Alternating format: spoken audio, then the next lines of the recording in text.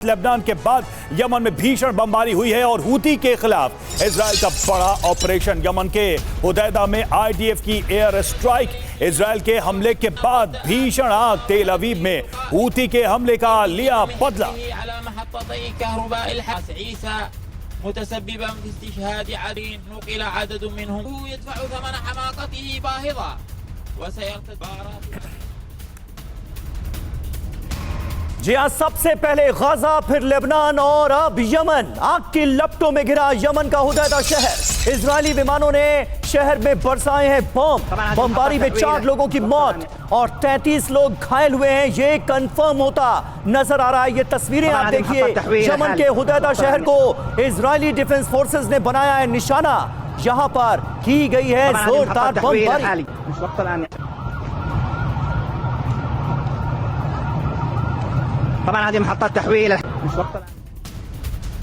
और यमन में हूती के सैन्य ठिकानों पर अटैक। इजरायली एयरफोर्स ने गिराए हैं बम। हमलों के बाद आग की लपटों में घिरे हूती के ठिकाने। आईडीएफ की एयर स्ट्राइक में हर तरफ तबाही।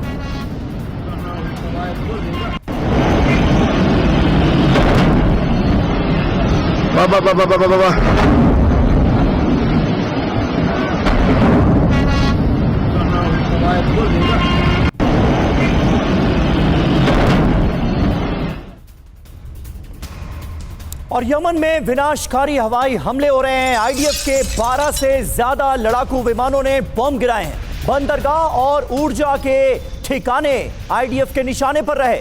गुरियन एयरपोर्ट पर हमले का लिया गया है बदला। इजराइल के बेन गुरियन एयरपोर्ट पर जो मिसाइल दागी गई थी वो हूती की तरफ से दागी गई थी, यमन की तरफ से दागी गई थी। हालांकि इस हमले को नाकाम कर दिया गया इजराइल की तरफ से, लेकिन अब इजराइल यमन से इन हमलों का ले रहा है बदला। यमन के शहर टहल रहे हैं इजरायली हमलों के बाद।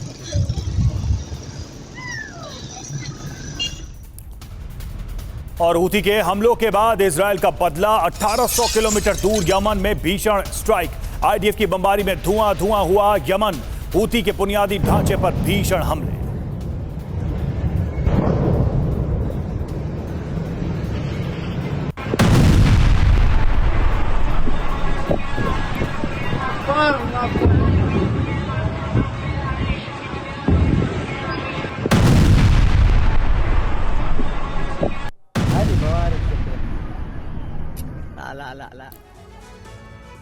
तो अरब वर्ल्ड में, मिडिल ईस्ट में बारूदी बवंडर की ये तमाम खबरें आपके सामने हैं। पहले लेबनान और अब ऐसा लग रहा है कि हमलों का सेंटर पॉइंट बनता हुआ नजर आ रहा है यमन।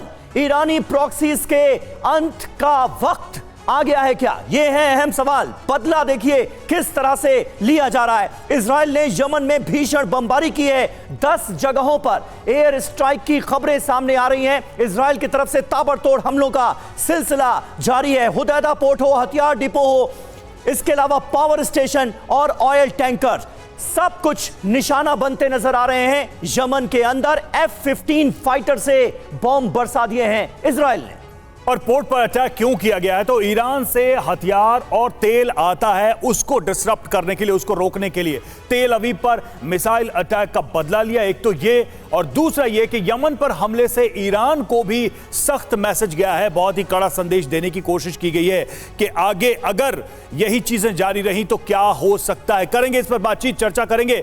सबसे पहले परिचय करा दें आपका हमारे मेहमानों से। Major general V K. दत्ता, रक्षा विशेषज्ञ, हमारे साथ इस वक्त स्टूडियो मौजूद हैं। निनाद सेठ, रक्षा विशेषज्ञ, हमारे साथ स्टूडियो में इस वक्त मौजूद है। ब्रिगेडियर संदीप थापर, रक्षा विशेषज्ञ, और नेवल कैप्टन श्याम कुमार, रक्षा विशेषज्ञ, हमारे साथ है। 2 सहयोगी हमारे इस वक्त मौजूद हमारे साथ, मनीष झा और सुमित चौधरी। मनीष, आपके पास सबसे पहले मैं आना चाहूंगा, क्या हूती का हश्र वही होने वाला है जो हिजबुल्लाह और हमास का हुआ? देखिए, लगातार हम अपने दर्शकों से ये कह रहे थे कि हिजबुल्लाह के चीफ के खात्मे के बाद भी इजराइल लेबनान में नहीं रुकेगा, और वो 24 घंटे में इजराइल ने करके दिखा भी दिया कि अब उसका अगला टारगेट हूती है। अब हूती की वे तमाम ठिकाने तबाह होंगे, हूती की तमाम लीडरशिप खत्म होगी, लेकिन क्या वो यमन पर ही रुकेगा? हरगिज नहीं। इजराइल यमन से भी आगे बढ़ेगा। इजराइल ईरान पर भी हमला करेगा। या तो ईरान खुद लड़ने आ जाए या इजराइल घर में घुसकर उसे मारेगा, कम से कम उसकी तैयारी है। देखिए, इस वक्त इजराइल के प्रधानमंत्री बेंजामिन नेतन्याहू हर तरीके से बेहद मजबूत है, राजनीतिक तौर पर भी और देश की जनता का भी उनको समर्थन है। यहां तक कि इजराइल के जो विपक्षी दल थे, जो नेतन्याहू के आलोचक थे, उन्होंने भी उनकी सरकार ज्वाइन कर ली है हिजबुल्लाह चीफ के मारे जाने के बाद। तो आप समझिए इजराइल ने तय कर लिया है कि इस बार आर या पार होगा, और इस आर या पार की लड़ाई में वो जब तक ईरान को कमजोर नहीं कर देगा, ईरान के खतरे को नहीं खत्म कर लेगा, तब तक नेतन्याहू को, आईडीएफ को और इजराइल को कोई नहीं रोक सकता है। ये बहुत महत्वपूर्ण बात आप कह रहे हैं, और खतरा ईरान पर भी है, आपने इसका जिक्र किया। दत्ता साहब, किस तरह से आप देखेंगे मौजूदा डेवलपमेंट को? और सबसे बड़ा सवाल तो यह है कि ईरान एक एक करके अपने प्रॉक्सीज की यूं कबर क्यों खुदवा रहा है? पहले हमास को आगे किया जाता है, इजराइल पर इतना बड़ा आतंकी हमला कर दिया जाता है, उसके बाद हमास का सफाया गाजा से, फिर हिजबुल्लाह के लिए कहा जाता है कि हिजबुल्लाह इसका बदला लेगा, फिर हिजबुल्लाह भी साफ, अब कहा जा रहा है कि हूती इसका बदला लेंगे। ये हो क्या रहा है? देखिए, ऐसा है कि 7 अक्टूबर का जो हमला हुआ हमास के द्वारा, और उसके बाद में जो ईरान की प्रॉक्सीज हैं, ये लगातार इजराइल को टारगेट कर रही थी। तो इजराइल एक छोटा सा मुल्क 6 फ्रंट के ऊपर लड़ रहा था, जिसके अंदर ईरान सबसे पीछे, हाइड्रा का हेड, उसके जो आर्म्स हैं, जो इसके प्रॉक्सीज हैं, यमन से ले लीजिए, हमास, हिजबुल्लाह, और सीरिया के अंदर जो इसके दूसरे ग्रुप्स हैं, जो आईएस वगैरह के जो इनके मिलिटेंट्स हैं, ये 6 फ्रंट बनते हैं इजराइल के सामने। तो अभी इजराइल ने एक एक करके टारगेट को ख़त्म करना शुरू किया। पहले हमास को गाज़ा के अंदर, उसके बाद अभी हिजबुल्लाह जो नदन इजराइल में टारगेट कर रहा था, और उनको अपने नागरिकों को निकालना पड़ गया, और इजराइल ने करके दिखाया कि हिजबुल्लाह की कमर तोड़ दी, लीडरशिप ख़त्म कर दी। अभी वहाँ पे एक बफर जोन भी बनेगा। साथ साथ में जब यमन की तरफ से हमले हुए, उन्होंने यमन को पहले भी स्ट्राइक किया और अब दोबारा स्ट्राइक किया, और आगे भी और करेंगे। आपको ध्यान होना चाहिए, यमन जो है लगातार लाल सागर के अंदर शिपिंग के ऊपर मिसाइल्स और ड्रोन लॉन्च करता रहा है, और उसने अमेरिकन वॉरशिप्स के ऊपर भी हमला किया है। तो अभी अमेरिका भी इजराइल की मदद कर रहा है यमन को टारगेट करने के लिए, और फाइनली तो ईरान की बारी आएगी। सर, ये हर उस देश के हित में या उसका समर्थन मिलेगा इजराइल को जिसका ये पूरा ट्रेड रूट हूती विद्रोहियों की वजह से, हूती लड़ाकों की वजह से डिस्टर्ब रहा है, उनको नुकसान उठाना पड़ा है। हम लौटेंगे आपके पास, और देखिए हूती के खिलाफ आईडीएफ का बड़ा एक्शन सामने आया है, और इजरायली सेना ने हूती लड़ाकों के ठिकानों पर हमला किया है। पोर्ट पर धमाके के बाद भीषण आग, इजरायली हमले से हूती को बड़ा नुकसान, पोर्ट पर रखे हूती के हथियार तबाह हो गए।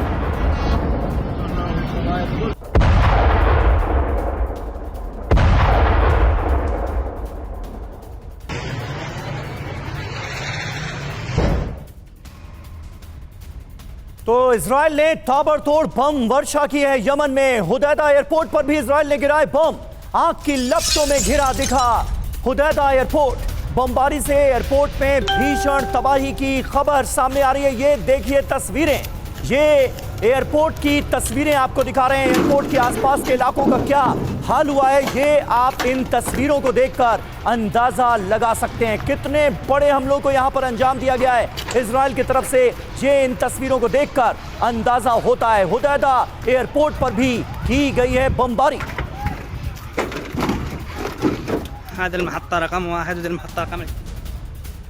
और इधर यमन में बमबारी करने वाले एयरक्राफ्ट का वीडियो सामने आया है। F-15 फाइटर जेट से यमन में मचाई गई तबाही। टेल नोफ एयरबेस से F-15 विमानों ने भरी है उड़ान। एयरफोर्स कमांडर ने पायलट को टारगेट की जानकारी दी। कमांडर ने कहा इजरायल को नुकसान पहुंचाने वाले का होगा काम तमाम। तो F-15 का वीडियो जिसने हूती के ठिकानों पर ये भारी हमला किया है।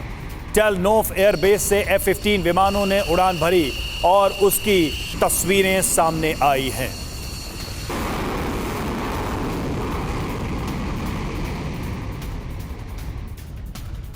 तो नेतन्याहू का ऐलान है, कई फ्रंट पर संग्राम होना तय है। पहला फ्रंट और दूसरा फ्रंट और तीसरा फ्रंट आपके सामने। पहला फ्रंट क्या है, देखिए गाजा हमास से युद्ध और इस फ्रंट पर किस तरीके से इजरायली फोर्स ने ऑपरेशन को अंजाम दिया, यह दुनिया ने देखा। अब दूसरा फ्रंट लेबनान है। लेबनान में हिजबुल्लाह से जंग जारी है। हिजबुल्लाह को तो अब तक का सबसे ऐतिहासिक नुकसान पहुंचाया है इजरायल ने। और तीसरा फ्रंट है यमन, जहां पर हूती ठिकानों पर हमले किए गए हैं और जिसकी तस्वीरें भी थोड़ी देर पहले हमने आपको दिखाई, किस तरह से F-15 के माध्यम से निशाना साधा गया। सवाल क्या है, क्या अब इजरायल और ईरान का युद्ध होगा? पहला अहम सवाल तो यह है, दोनों के बीच युद्ध की प्रबल संभावना है। इसका जवाब भी साफ तौर पे यही नजर आता है। और इसकी वजह क्या है, इजरायल के दुश्मन विद्रोही गुटों को ईरान का समर्थन है। तो ईरान पीछे से लगातार समर्थन दे रहा है और ईरान सारे विद्रोही गुटों को हथियार सप्लाई कर रहा है ताकि वो इस युद्ध को जारी रखे। और यही वजह है कि इन जगहों पर अब हमले तेजी से होने लगे। ईरानी हथियारों से इजरायल पर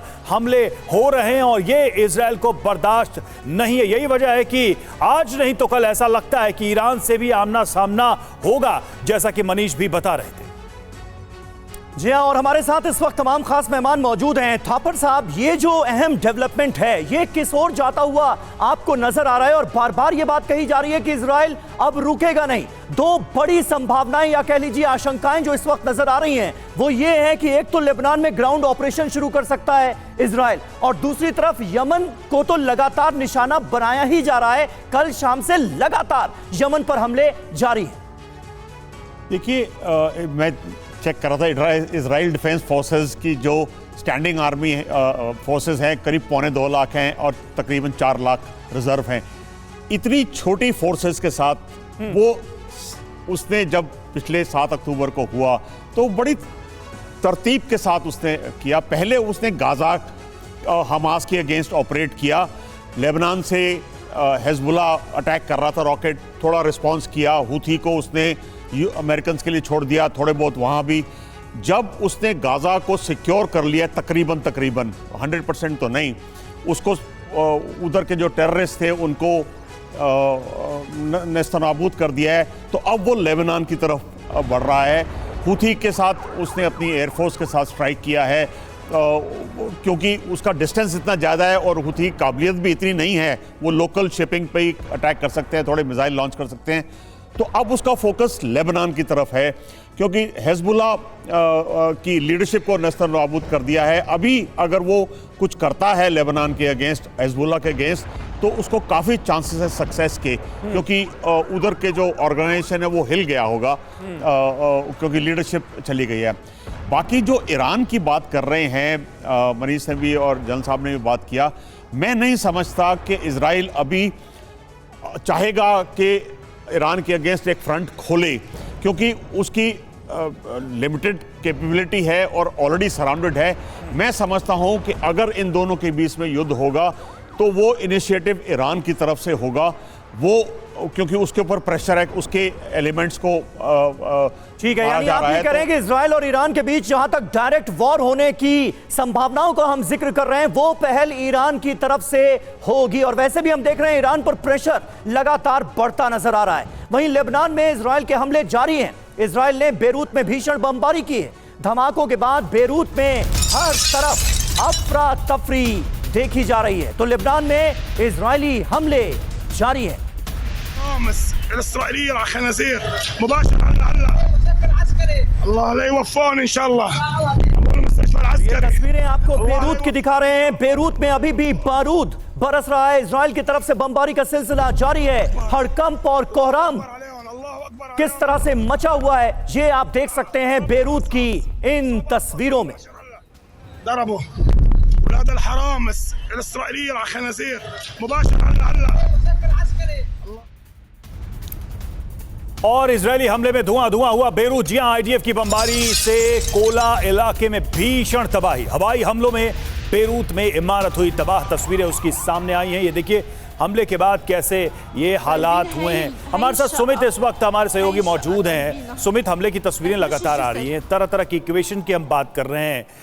एक वो फिल्मों में जो डायलॉग होता था कि एक एक को चुन चुन कर मारूंगा, ऐसा ही क्या इंटेंशन नजर आ रहा है नेतन्याहू का, एक एक दुश्मन को 1 by 1 वो खत्म कर रहे हैं। और ईरान की क्या वाकई में समस्या ये कि वो फंस गया है, कुछ करे तो दिक्कत, कुछ ना करे तो दिक्कत। देखिए रवि, सबसे इंपॉर्टेंट बात यह है कि ईरान अगर इस पूरे रीजन के अंदर एक खलीफा या फिर एक डोमिनेंस या फिर एक बड़ी पावर बनता था तो अपने प्रॉक्सीज की मदद से ही बनता था। उसके प्रॉक्सीज लगातार उसके लिए लड़ते थे, ईरान कभी भी सामने नहीं आता था, लेकिन हाँ जरूर दिखाता था कि ये सारी ताकत मेरी ही है और मैं इस पूरे रीजन को डोमिनेट करता हूं। लेकिन अब वो प्रॉक्सीज की ताकत खत्म होती जा रही है। पहले हमास के साथ ये हुआ, अब हिजबुल्लाह के साथ हुआ, और कहीं ना कहीं अब देखिए कि सीरिया में भी होगा, ये इराक में भी होगा, ये हूतियों के खिलाफ भी इजराइल करेगा। तो इजराइल की स्ट्रैटेजी बहुत क्लियर है कि वो सबसे पहले प्रॉक्सीज के साथ ही अपना हिसाब किताब पूरा करेगा। और निश्चित तौर पर ना तो इस समय ईरान चाहता है कि वो डायरेक्टली इजराइल के साथ कन्फ्रंटेशन में आए या फिर अटैक में आए, और ना ही अभी इजराइल चाहता है। निश्चित तौर पर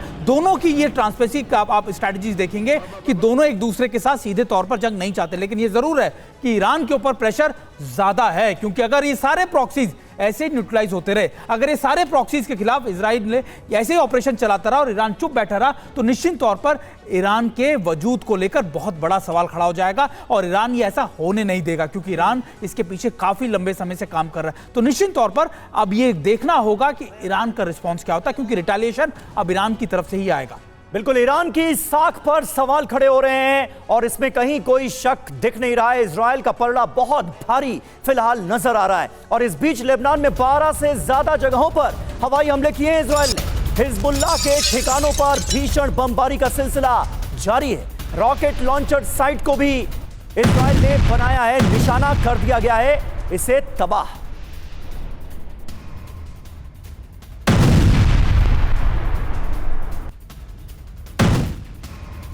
और वहीं लेबनान में बमबारी कर रहे विमान का वीडियो सामने आया है। इजरायली फाइटर जेट ने किए हैं हवाई हमले, उसकी तस्वीरें आई हैं सामने। 12 से ज्यादा ठिकानों पर गिराए हैं बम।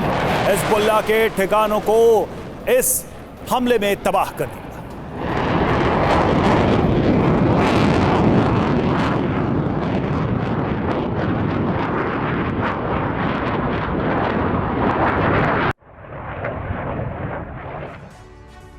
तो देखिए नेतन्याहू का प्रण क्या है, हिज्ब का पाताल लोग भस्म करने की तैयारी कैसे हो रही है, ये आपको बताते हैं। न्यू फेज ऑफ वॉर से पहले लेबनान में ताबड़तोड़ हवाई हमले किए गए। ग्राउंड ऑपरेशन से पहले हिजबुल्लाह पर यह आखिरी प्रहार माना जा रहा है। वजह क्या है? हिजबुल्लाह के सारे हथियार तबाह करने की यह कोशिश है। बेसमेंट और टनल में रखे हथियार नष्ट करने के लिए ये हमले किए जा रहे हैं। रणनीति देखिए, जल्द लेबनान में आईडीएफ का ग्राउंड ऑपरेशन शुरू हो सकता है। हिजबुल्लाह के आखिरी लड़ाके को खत्म करना इसका मकसद है। बिल्कुल, खास बातें क्या है उस पर भी गौर करें तो आईडीएफ ने बेका वैली को खाली करने को कहा। दाहिया समेत बेका में भीषण बमबारी होगी। बेका में रॉकेट, ड्रोन, मिसाइल डिपो की आशंका है। जी हां, और कैप्टन श्याम हमारे साथ इस वक्त मौजूद हैं। ईरान एक एक करके जिस तरह से अपने प्रॉक्सीज को अब तक आगे करता रहा है कैप्टन श्याम, ये तो हमने इतने महीनों की जंग में देखा, लेकिन अब क्या ईरान पर जिस तरह का प्रेशर, जिस तरह का दबाव पड़ता नजर आ रहा है? आप याद कीजिए जब पेजर और तमाम इलेक्ट्रॉनिक डिवाइसेस में अटैक हुए थे लेबनान के अंदर, उस वक्त हिजबुल्लाह ने कहा था कि अब जंग में कूदने का वक्त आ गया है ईरान के लिए। ईरान ने मना कर दिया था, लेकिन अब क्या वो वक्त वाकई आ चुका है? वक्त तो बहुत पहले आया था, पर इजराइल 7 अक्टूबर से एक बहुत ही अच्छी सोची समझी नीति की तरह लड़ रहा है। उसने अपनी स्ट्रैटेजी बनाई, टैक्टिकल फ्रंट्स को जीता है हमास के साथ उन्होंने, और उसके बाद वो आगे बढ़ रहे हैं। सिर्फ मिलिट्री की बात नहीं करें हम, मैं इसके बिहाइंड द कर्टन कुछ बातें कहना चाहूँगा। देखिए, आज का जो वर्ल्ड है, मैंने कहा है कि मिडिल ईस्ट प्रोग्रेसिव राह पे चल रहा था, तो एक बहुत बड़ा बल है ये इजराइल के लिए कि कोई नहीं चाहता वहाँ पर कि इस तरह की घटनाएं हों। इसलिए आज उसका सबसे नज़दीकी बॉर्डर में जो जॉर्डन है वो कुछ नहीं कहता, वो परेशान है। एक्चुअली वहाँ पे हाशमी सरकार को गिराने की कोशिश की जा रही है ताकि वहाँ भी एक प्रॉक्सी बने जो ये अगेंस्ट में होगा इजराइल के लिए। अमेरिका अंदर की बात करें तो पॉलिटिकल विल अपना उनका, और देखिए वो सारा जो उनके अपोजिट राइवलरी थे उनको भी लाया गया है, अभी उनको भी कैबिनेट में शामिल किया गया। उनके जो प्राइम मिनिस्टर हैं मिस्टर बेनेट पुराने, उन्होंने कहा है कि हम इनके साथ हैं, अगर ग्राउंड ऑपरेशन भी करना पड़ा तो ये होना चाहिए। मिस्टर बेनी जो उनके पॉलिटिकल लीडर थे, जो उनके प्रेसिडेंट थे पार्टी के, जो जून में रिजाइन कर गए थे, वो भी कह रहे हैं कि ये होना चाहिए। तो पूरा देश उनके साथ खड़ा है। बाहर की बात करें तो अमेरिका, राष्ट्रपति कहते हैं ये जस्टिस फॉर विक्टिम है। ये नसरुल्लाह का मारा जाना, 40 साल से अमेरिका लेबनान के सिविलियंस और इजराइल के लोगों के खून से उसके हाथ सने हुए थे। और बेनेट का क्या कहना है कि ये अपॉर्चुनिटी आ गई है कि मिडिल ईस्ट में अब प्रॉक्सी या axis of evil, Joe Biden कहते हैं axis of evil not axis of reaction, इसको खत्म किया जाए। तो ईरान को खत्म करना डायरेक्टली पॉसिबल नहीं है। क्या कर रहा है Israel? Sai warfare, psychological warfare. Appeal कर रहे हैं अमेरिका के राष्ट्रपति कि लेबनान के लोग संभल जाएं, हूती के लोग संभल जाएं, ईरान के अंदर की सरकार संभल जाए और सरकार को खत्म कर दे। तो लड़ाई मिलिट्री की हो रही है और वॉरफेयर अंदर भी चल रहा है, ताकि वो सभी फ्रंट को एक पीसफुल रास्ते पे ले जाएं। बिल्कुल, और ये लोकल कॉन्फ्लिक्ट में जा रहा है। आपकी बात से एक बात तो साफ हो गई कि भले ही ये युद्ध इजराइल अकेले लड़ रहा हो, लेकिन इंटरेस्ट बहुत सारे हैं जिनको वो रिप्रेजेंट करता दिखाई दे रहा है। और देखिए, लेबनान से इजराइल पर पलटवार, हाइफा पर हिजबुल्लाह का मिसाइल अटैक, डिफेंस सिस्टम ने गिराई हिजबुल्लाह की मिसाइल।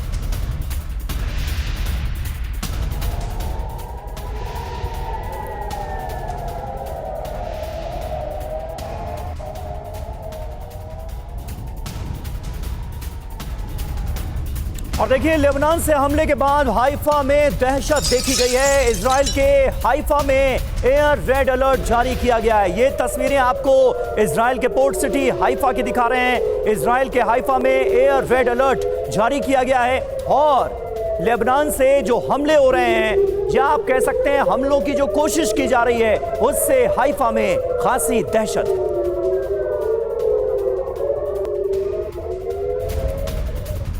और लेबनान से हमले के बाद हाइफा में हलचल, घरों को छोड़कर दूसरे शहर जा रहे हैं लोग। लाखों लोग दूसरे शहर को कर रहे हैं पलायन। ये देखिए जिस तरह से माहौल है, ऐसे में लोगों को लग रहा है कि यहां से चले जाने में ही भलाई है और लाखों लोग पलायन कर रहे हैं।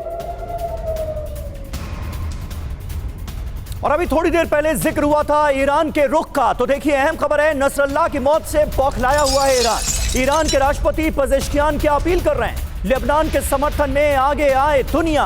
जंग में लेबनान को अकेला नहीं छोड़ा जा सकता, ये कहा है ईरान के राष्ट्रपति पेजेश्कियान ने।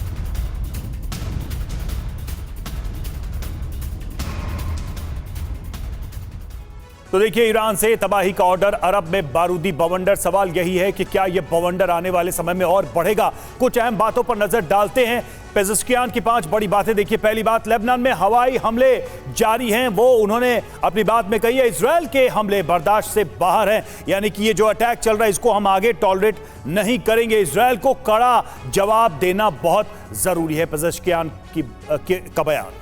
जी हाँ, अरब मुस्लिम देश चुपचाप ये सब कुछ देख नहीं सकते। लेबनान को जिस तरह से बर्बाद किया जा रहा है, सारे मुस्लिम देश चुप नहीं बैठ सकते, ये कह रहे हैं पेजेश्कियान। पूरे अरब की सुरक्षा खतरे में है, ये ईरान की तरफ से कहा गया। अब इसके मायने क्या हैं? इजराइल के खिलाफ मुस्लिम देशों को यह भड़काने की कोशिश मानी जा रही है। इजराइल के खिलाफ मुस्लिम देशों को एकजुट करना ईरान का मकसद नजर आ रहा है। अरब को महायुद्ध में धकेलने की कुल मिलाकर प्लानिंग नजर आती है।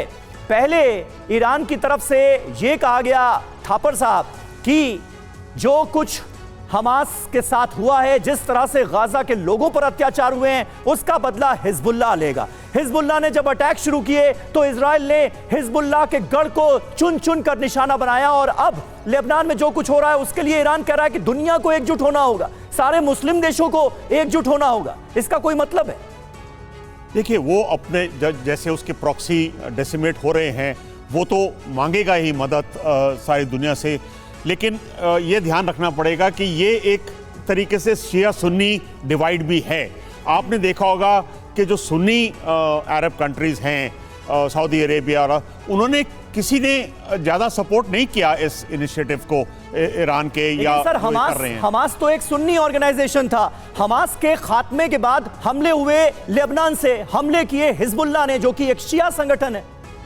तो वही कह रहा हूं ना, एक तो शिया सुन्नी डिवाइड है, दूसरा कोई इसमें, क्योंकि अमेरिका और कुछ western nation, UK, France totally Israel के साथ है। कोई नहीं चाहता कि दुश्मनी मोल ली जाए वेस्टर्न नेशंस के साथ इस वक्त, क्योंकि रशिया और चाइना से सपोर्ट बहुत कम मिलेगा, अगर मिलेगा भी तो तो कोई ऐसे ईरान भी मैं समझता हूं जान के अभी बड़ी सोच समझ के अगर लड़ाई में ज्वाइन करेगा, क्योंकि अमेरिका को एक मौका मिल जाएगा उसके अगेंस्ट एक्ट करने का। ठीक है, बढ़ के उसके न्यूक्लियर यानी ईरान का अपना कैलकुलेशन ये है कि जो ग्लोबल सिचुएशन है वो किसी बड़े वॉर के फेवर में नहीं है, लेकिन ईरान इसमें भी फंसा हुआ है कि नो रिस्पांस करे या लो रिस्पांस करे, क्योंकि वो भी ऑप्शन उसके पास नजर नहीं आ रहा। और देखिए इजराइल पर हिजबुल्लाह के रॉकेट हमले और आईडीएफ बेस सफेद पर दागे हैं कई सारे रॉकेट। हिजबुल्लाह ने हमले का वीडियो जारी किया है।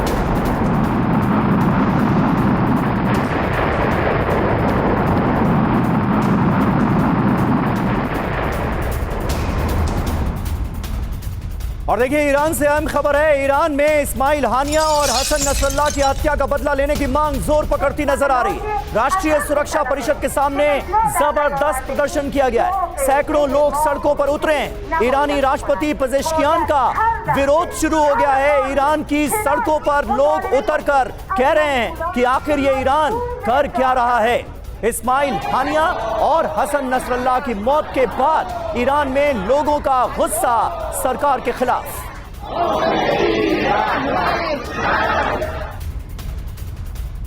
और इराक से इजराइल पर मिसाइल अटैक हुए हैं, विद्रोही गुटों ने दागी है बैलिस्टिक मिसाइल। देखिए इराक से भी ये हमले हो रहे हैं, इसलिए बार बार ये कहा जा रहा है कि अभी ये जो इजराइल की तरफ से हमले शुरू हुए हैं, ये सिलसिला अभी इराक तक भी जा सकता है। तो इराक से इजराइल पर हमले जारी हैं। विद्रोही गुट ने इलात पर ड्रोन दागे, एक इमारत को निशाना बनाकर ये अटैक अंजाम दिया गया इजराइल के अंदर। लेबनान गाजा का लिया गया है बदला इस हमले के जरिए। ये तस्वीरें आपके सामने।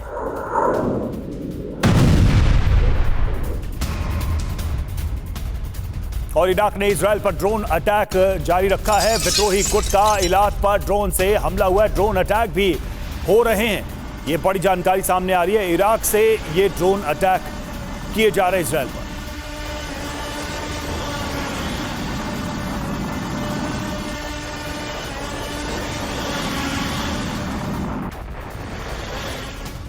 और वहीं लेबनान से इस वक्त एक अहम खबर आ रही है। बेरूत में मारे गए आईआरजीसी जनरल का वीडियो सामने आया है। आईआरजीसी के ब्रिगेडियर अब्बास ने कहा था, मेरा इजराइल को नष्ट करने का सपना है, इजराइल के खात्मे के लिए जान कुर्बान कर दूंगा।